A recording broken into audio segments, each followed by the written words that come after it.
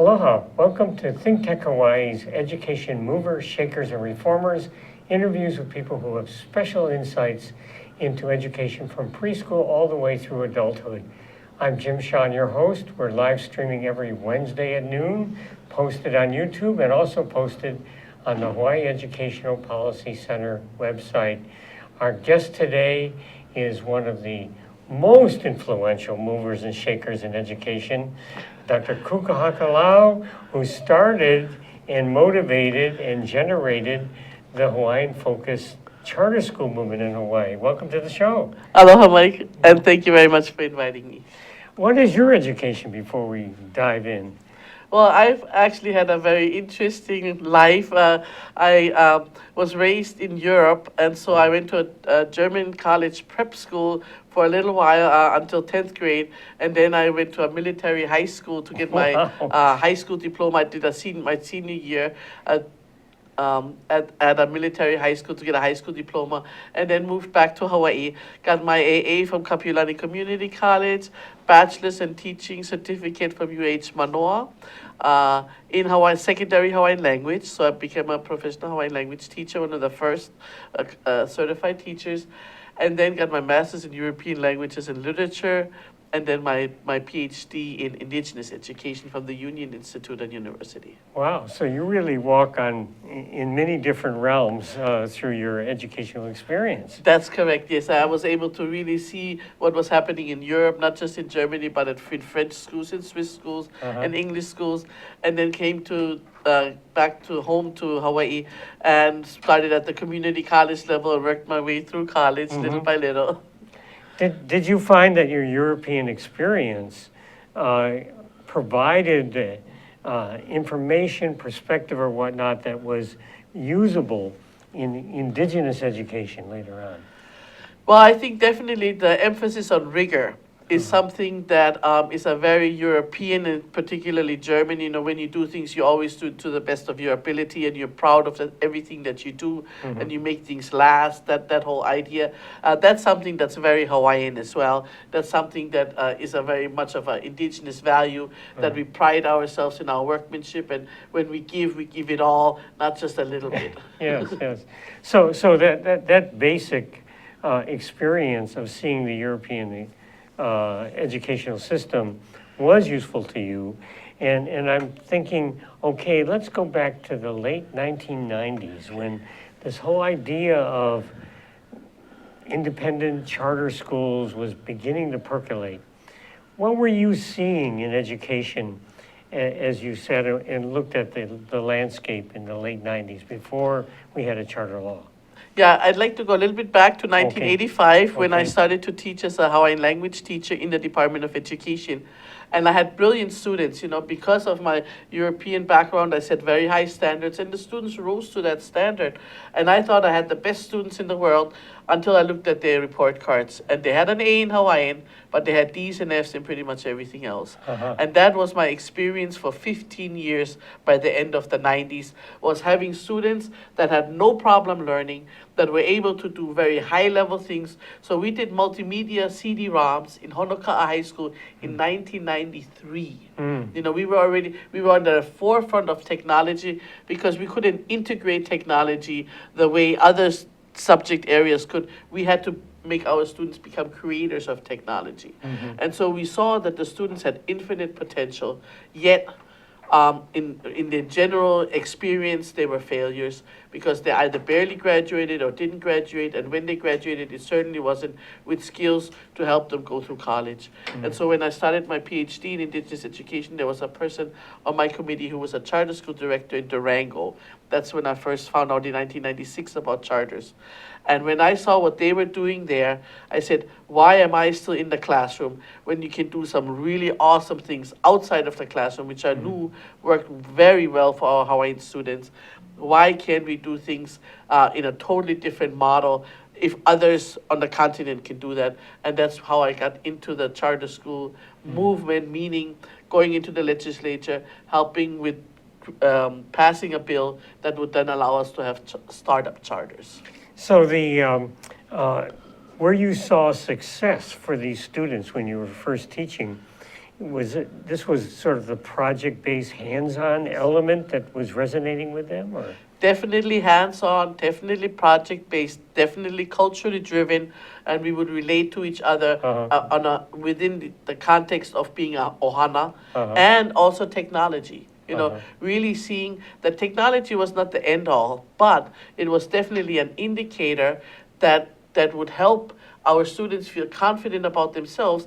And if in 1995 a student would come to you and say, "Here, uncle, here's my CD-ROM I just made," no matter what that student looked like, no matter who this student was, you would automatically think this is a very, very smart student. And so we used that also to show that our students had the capability and the capacity to do anything that they wanted to do. But these sort of projects where they were blooming, really, they were very different than the traditional subjects that they were getting the D's on in school, right? And were they operating outside of the regular school day in some way? Well, what happened is when we started this multimedia CD-ROM on Waipio Valley, it was an oral history CD-ROM funded by the Hawaii Community Foundation. That was in 1993 and 4, around there.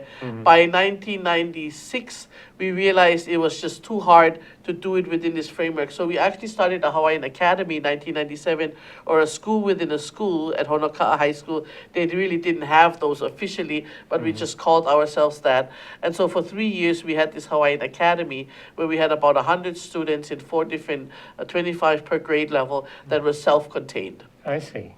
And actually, there were a number of those sort of school within the school things going on the Big Island in particular. As a matter of fact, 3 of the first start-up charter schools were actually sort of conversion schools within a school into a charter in order to really do more of the things that we were already trying to do as schools within a school. And I had initially thought that that would be a very successful model of school within a school that could be implemented at all kinds of schools in Hawaii with high concentrations of Native Hawaiians.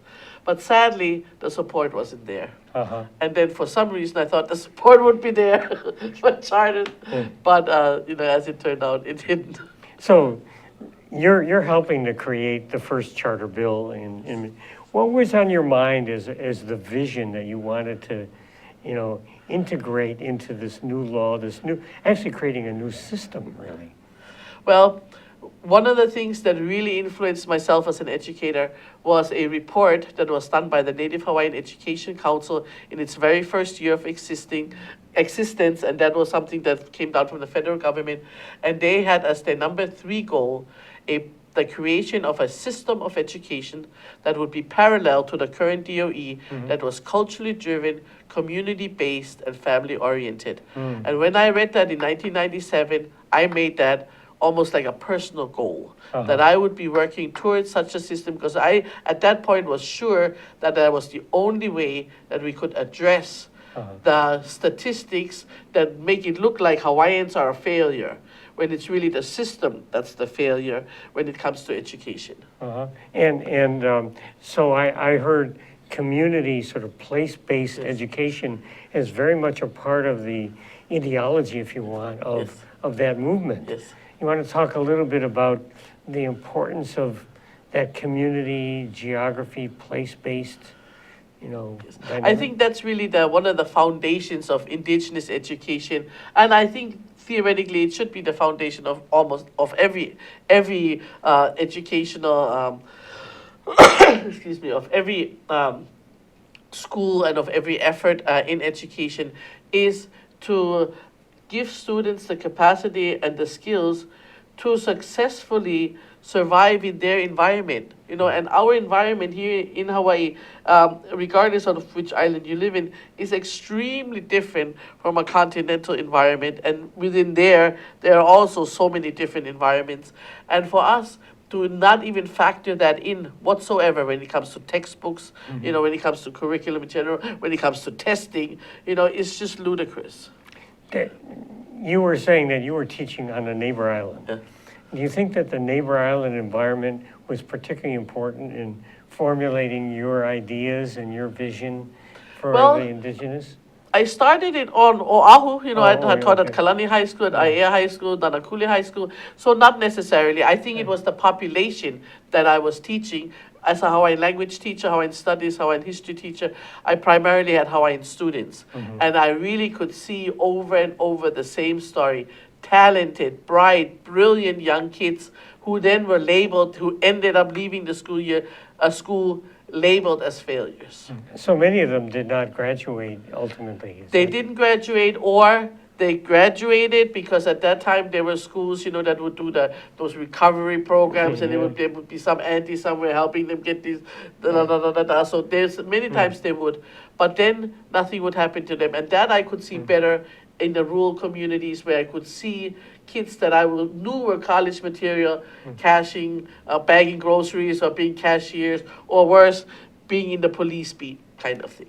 One of the aspects of that original charter movement, whether it be indigenous or the other charters, was this notion of the autonomy and the power of a governing board at the school level.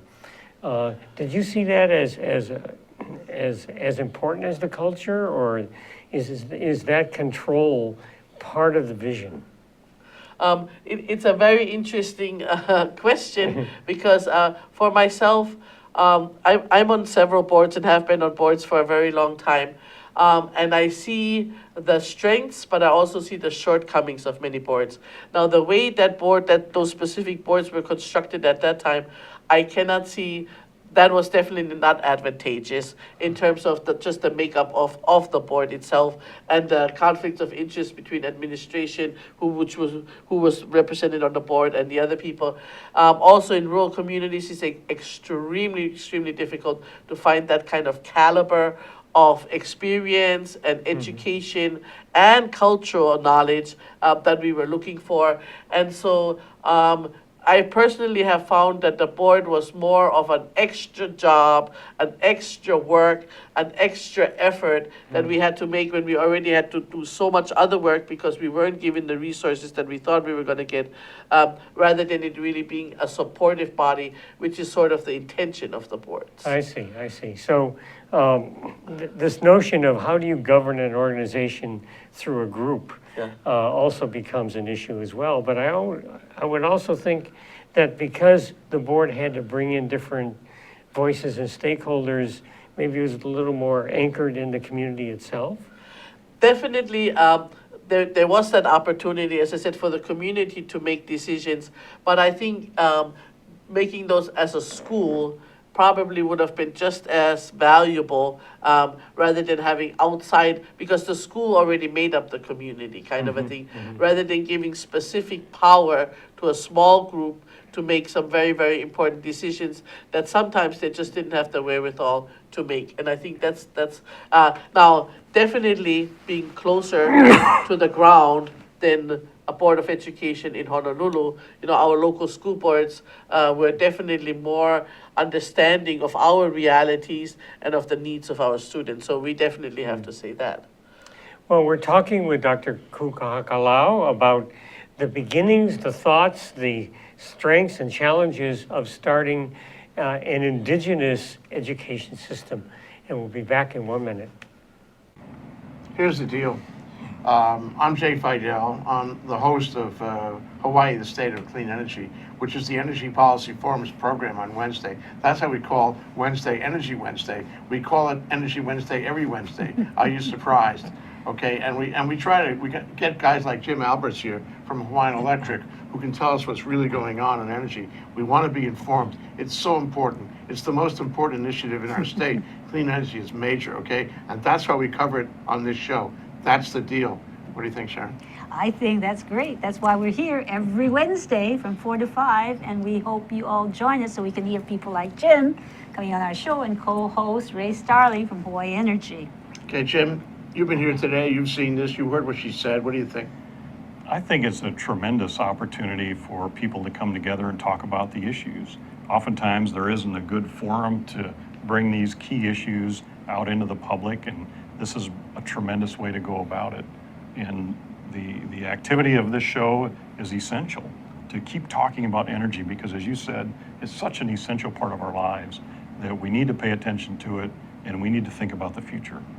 Okay, Ray, your turn. Well, this is a special time in the history of Hawaii where we're making some pretty radical changes in the way we use energy and generate energy.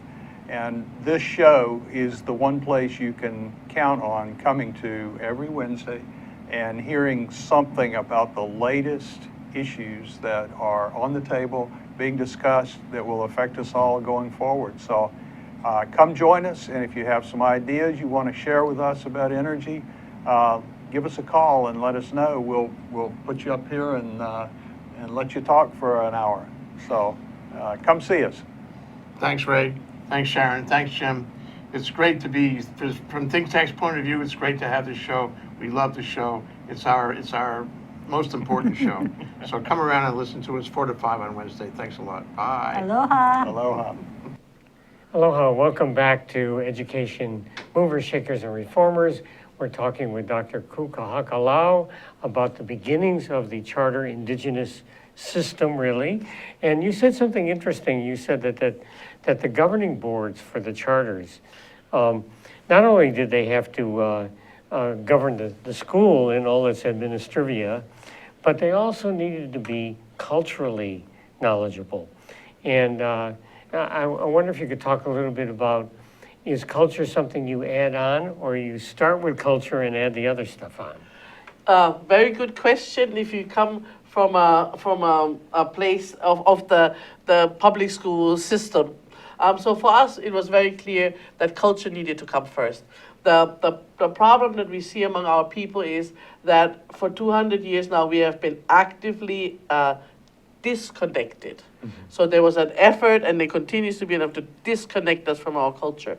And so therefore, it also disconnects us from our identity and who we are. And if we don't know who we are, how can we know where we're going and what we want, you know? So the first thing that we needed to do is to provide that cultural foundation, because once the kids realize who they are and where they come from, there is no doubt anymore about who they are and why they should feel proud about who they are, because we come, just like every other people, from a very proud tradition of scientists and seafarers and poets and everything that you basically would want any kid to be. That is already our history. And so it was very, very important for us to build those cultural foundations first, and then once they knew who they were, then we would integrate the academics. What we feel very strongly is that the first thing that has to happen is you have to have the relations within the school need to be familiar relations. So in our school, everybody was Ohana. I was Auntie Ku, not Dr. Kahakalau. My husband was Uncle Nale, not Mr. Kahakalau, kind of a thing. Yeah? So that was one thing. Everybody's uncle and auntie. The second part was that the curriculum had to be relevant. So once you have these relations that are cultural, because you know we talk to each other as if we were family, and you bring in the relative aspects of education, meaning you learn about your place. You learn about everything starts, no matter what the subject area is, it starts right here in your community, and then it moves outwards. Then you don't have to worry about rigor. It's automatically going to rise to the surface. Well, you know, Hawaii has for decades had a teacher shortage. You know, and so we're bringing in people from the mainland. The estimate is that 50–60% of teachers are gone in 5 years. Did you have difficulty in finding teachers who were culturally grounded as well as academically credentialed? Absolutely, and sad to say, that hasn't changed. You know, I thought by now it would have changed, and as a matter of fact, we started the first teacher licensing program, not affiliated with the university, in 2003, in order to train our own teachers, because what was coming out of the teacher training programs was not prepared to do the type of education that we wanted to have our children to have. And you also mentioned the sense of the people at the school were an ohana. Yeah. And I know in many cases, particularly with the Hawaiian-focused schools, often relatives and aunties and whatnot would be involved. Well, this is kind of at odds with the way the Western world sees conflicts of interest and everything else. You want to talk about that tension about the West and the East? Yeah. What we always say is, whatever your problems are not our problems, you know. So we really have to look at that in a very straightforward way and say, we like to work with each other. We like to work with our families. We like to do things together, and that is our preference. So what we're talking about is a preferred way of education, and that preferred way is really to have close relations with everybody around us. And to be very honest, if you looked at research, there's not one piece of research that goes against relations, positive relations. And I think that's been one of the big problems, is that kids feel like they're lost. When I asked over 20 years, I asked students, what's different between the type of education that we're providing here and the type of education that you had in the regular DOE system? And the number one salient thread, whether it was from kindergarten to 12th grade, is this is the place where somebody cares for me. For the first time, I feel somebody listens to what I'm saying. My husband, many times, is the first man who ever tells these children, I love you. They have never heard I love you from a man, boys especially, you know, and this is what they need. So whether this is a problem for you or not really doesn't matter to us, because we know what works. And we know that based on research, this actually doesn't just work for our children, this works for all children. So instead of looking at we having a problem with this, why don't we look at let's make some difference so that you can change the impact and the outcome of your type of education. This suggests that the size of the school is relevant. When you have 500 students in each grade in a high school, getting lost might be easier than a smaller school. Have you found this to be an important requirement, really, for indigenous schools, that they not be too big? And what is too big? Well, a good question. And when we first started, we were very, very fortunate to work with Marianne Ray, who you obviously also remember. Wonderful, wonderful, wonderful scholar and person, and an expert on small schools, you know. And really, we were very, very clear, and all the research is very, very clear, that smaller is better. There's no doubt about that, whether it's breaking it down into smaller segments or whether it is just having smaller schools. And that the research shows if the class is not under 15, That's the class size. that's the class size. Yes. And the super highest that the research goes as far as small schools is 250. Because after that, I as a principal, for example, cannot know each kid by name anymore, know who they are and who they belong to, and what their situation is. Whether there's problems at home, whether there is, you know, other issues, physical issues, all kinds of challenges, you know, that death in the family, whatever it may be. I can know that when I have a small school. When the school is too big, it's impossible for me to know those things. So now we look at the landscape of the charters, and there are about 10,000 charter students right now. About half of them probably are in Hawaiian-focused schools. Yes. So as you look at this now, you know, 10, 15 years after it kind of started, what do you see? Well, we are very excited because from the very beginning, Hawaiian-focused charters outnumbered other charters, and so for once to be actually in the ball game from the very beginning was very exciting. You're for not us. marginalized. You're it, right? You know, so to start out, however, I personally have to say that we never looked at the charter as the final outcome. We looked at it as a transitional phase for us to prove, and not so much even to the outside, but most of all to ourselves, to our own people, that Hawaiian-focused education is our preferred way of education, and that the outcomes of this education will exceed any other type of education. And I think when looking at it right now, I can clearly say that we have been able to prove that without a doubt, that it's our preferred way of learning, and that it works better for us than the current system. Certainly part of this is speaking two languages, right? You know, I assume many of the students come to the charter schools not speaking much Hawaiian at all, right? That's correct, and many leave not speaking much Hawaiian either because we still have a teacher shortage there. We have not been able, I can speak not just for the charters but for the DOE as well, even though we've had 30 years of Hawaiian language revival, we have not had the amount of teachers or people that are trained in other disciplines and also speak Hawaiian, in order for us to create truly bilingual schools. We have a few immersion schools that are doing very well, charter immersions, just like the other ones. But overall, I want to say, as Hawaiian-focused charters, we have not been able to do as much Hawaiian language as we want to for lack of trained teachers. And I understand, actually, the DOE has more immersion Hawaiian students than the charters do, or at least they're saying that right now. You mean the immersion schools, the they're more within the DOE immersion schools, and there's just a few Right. that decided to become a charter school. Right. Yeah. I also imagine that dual language and these other dynamics are easier to pull off at the elementary level than when you get to the middle and high school level, where I'm certified in math and not in this and not in that.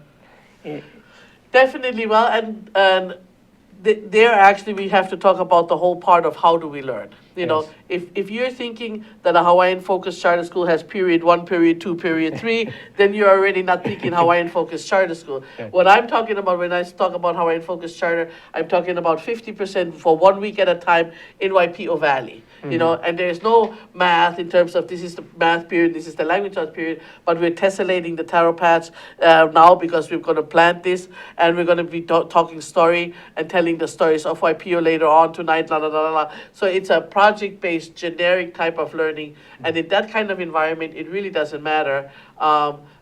The language gets integrated as it is used and then as it is in an organic kind of a way. So if you were talking about period 1, period 2, and sitting in a chair all day long, yes. But if you're talking about project-based, place-based in the environment, which is the Hawaiian way of learning, then I would say you can teach it anywhere, providing you know how. The problem is that nobody is learning how to do that, because at the university, it's a full-on archaic grammatical approach, you know, sentence patterns, the same way that we learned it 25 years ago and my grandmother learned it 125 years ago in terms of foreign language, you know, learning. Right. So in some way, we have a lot of immigrants coming into our public schools in general. And I believe that 1 out of 4 residents of the state speak a non-English language at home. So it's huge, and the English language learners are coming in, and you know, the civil rights laws say our job is to get them speaking English and not to honor their indigenous language and culture, whereas many of the Pacific Islanders are coming and say, wait a minute, isn't this an asset? It does seem to me that the Hawaiian-focused schools are really demonstrating that the dual language approach works. Yes. And maybe you're the only example of it, because the DOE is not there to teach an indigenous language, right? I would definitely say that knowing another language, and especially knowing your own language, is a huge asset, because it really speaks to your identity. You know, and that doesn't mean you cannot be a productive 21st century citizen just because you're speaking a Micronesian language or Hawaiian or any other language.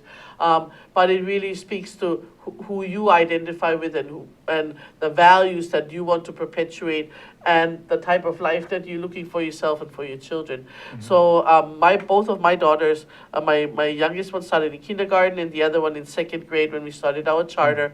Both of them are graduates, honor graduates from the universities at this point already, and are fluent in Hawaiian and in English and feel very comfortable walking comfortably in multiple worlds, however, always identifying as Hawaiians first. Well, this is fascinating. We're talking with Dr. Ku Kahakalau, one of the movers, shakers, and reformers in creating a parallel system specifically speaking to the needs of indigenous Hawaiians. We'll be back in 1 minute. Aloha, I'm KU-A-KANAKA, president of the Grassroots Institute and host on E-Hanakako, a weekly program on the ThinkTech Hawaii broadcast network. E-Hanakako means let's work together. Think of the sad alternative, let's not work together. Here in Hawaii, with all of our diversity and the richness of the people, it's important for us to come together around issues on the basis of what's right and what's good and what's going to serve the common good.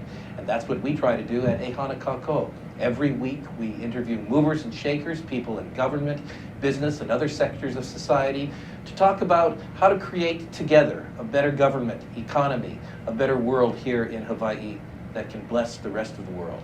I thank you for your attention to ThinkTech Hawaii, and we look forward to seeing you every Monday, 2 to 3 p.m. on the ThinkTech Hawaii Broadcast Network. We're E-Kānāka, and we wish you well. Aloha. Welcome back to Education Movers, Shakers, and Reformers.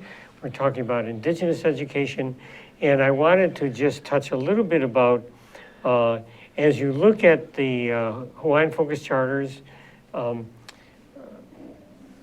where are they now? Are they moving forward? Are we gaining ground? And what do you see happening in the future? What is needed out there? You said you originally thought of it as a transitional, movement. Yes, Yeah. and I still very much think of it as a transitional movement. When, as I said, when we started in the 1990s, everything that was Hawaiian was remedial.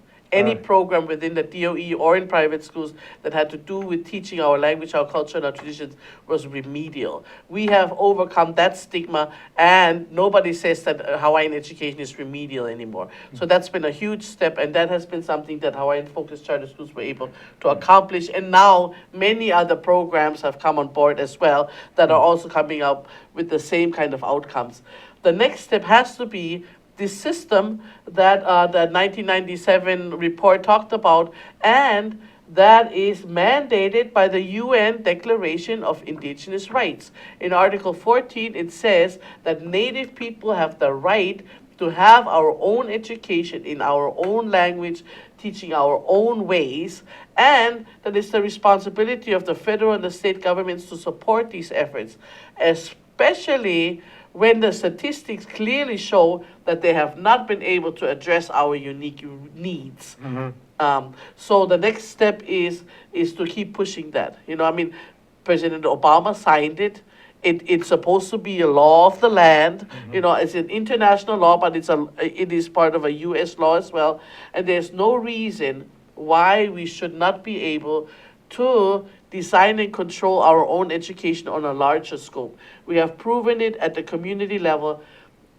Over a dozen Hawaiian Focus Charter Schools on 3 different islands, very different, yet very similar in terms of the Hawaiian culture being the foundation of the curriculum, and then moving outwards into a global understanding.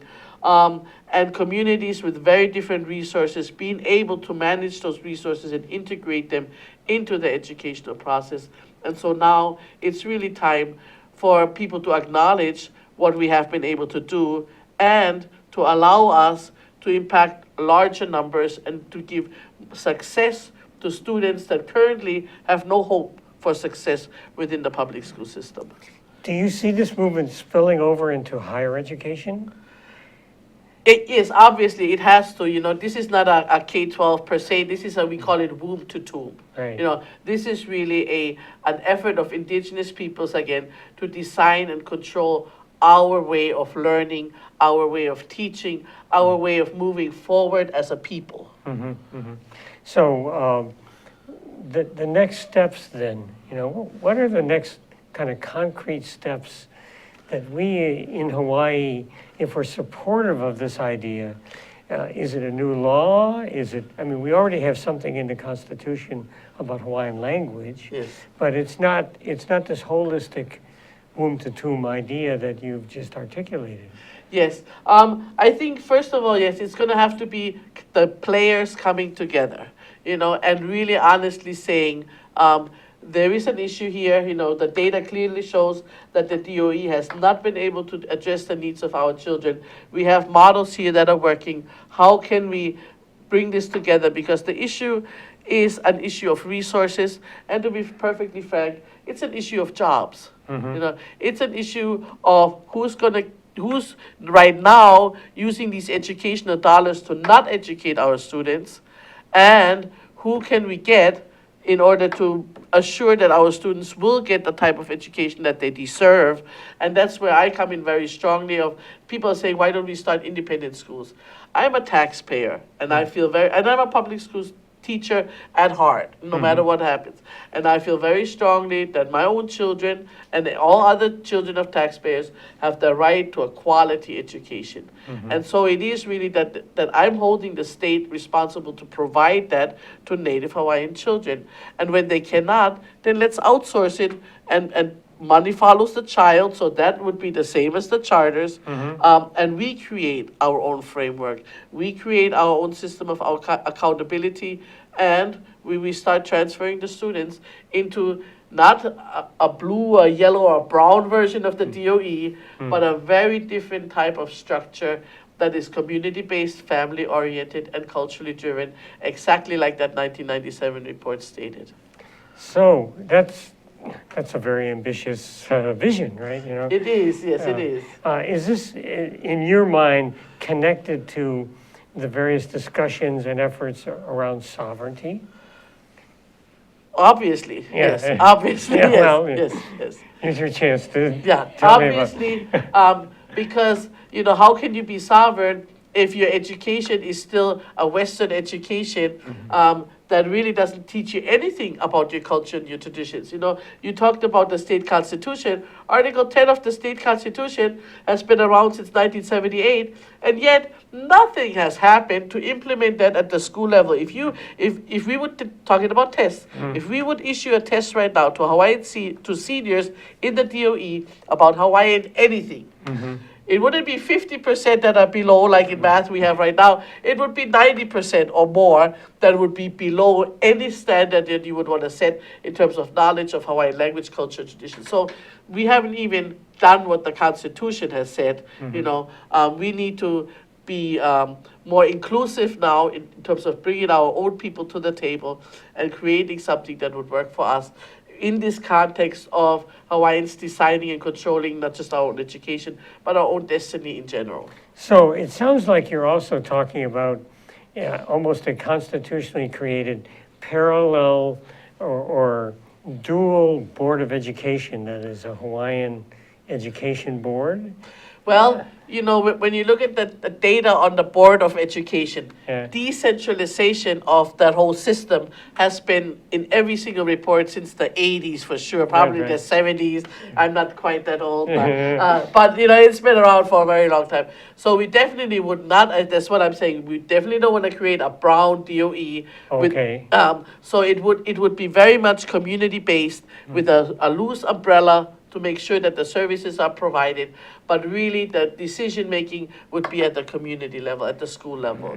But to some extent, you are talking about a charter model.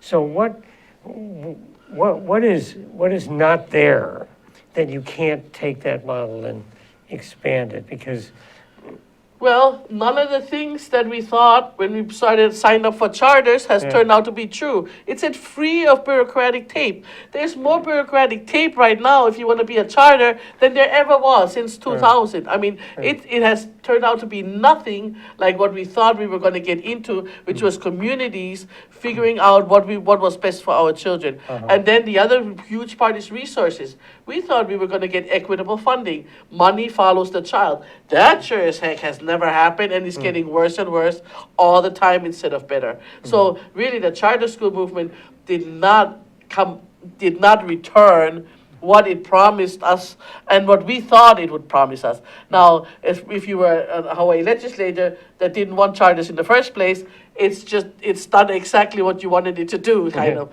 But if you came from the community and you thought charters would be a way for really making a systemic change within the system, proving that there were quality models of education that then could be transferred over, which was the whole thing about charters too, right? Is to create successful models that the DOE could learn from. None of that has happened. Right, yeah. So, well, talk a little bit about in this future that you're hoping for, right? Yes. Where does Kamehameha Schools fit? Well, that would be a player, definitely. They are a player today. They will have to be a player. They will have to be a player. They will have to be a player. We feel that on so many different levels, the resources, and that's not just money, but the resources that Kamehameha brings to this table are invaluable for us as a people. And so working together makes only sense, and not working together makes no sense whatsoever.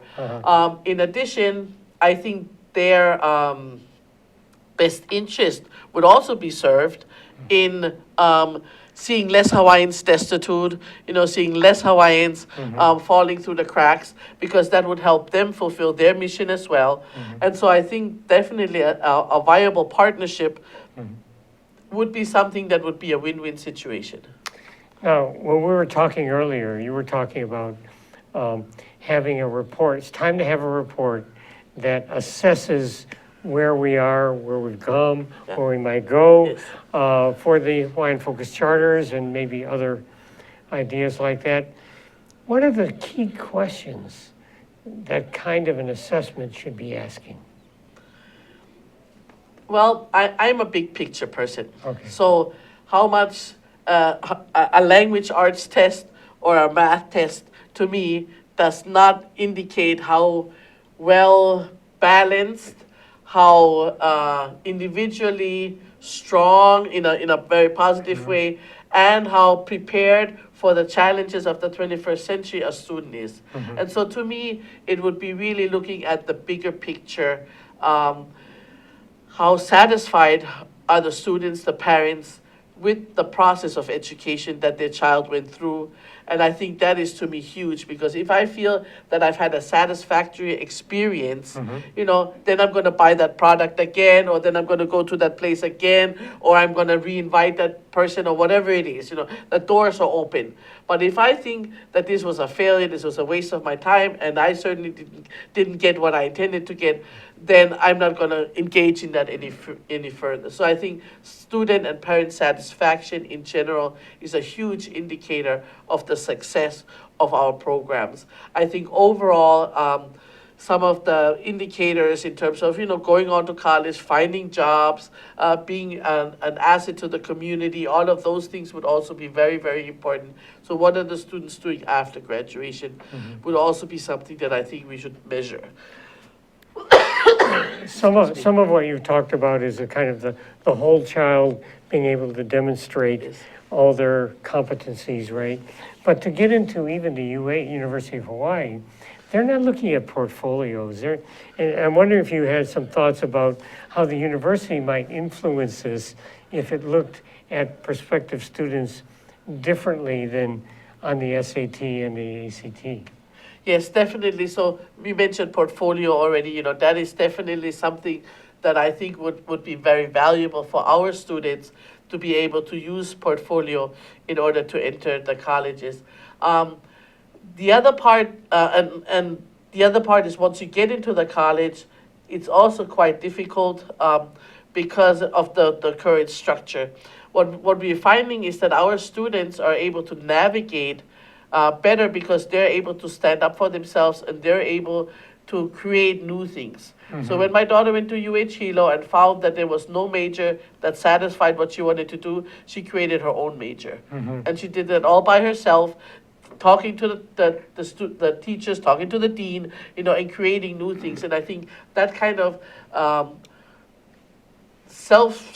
being secure in who you are and what you want kind of goes to show the type of students that we are creating.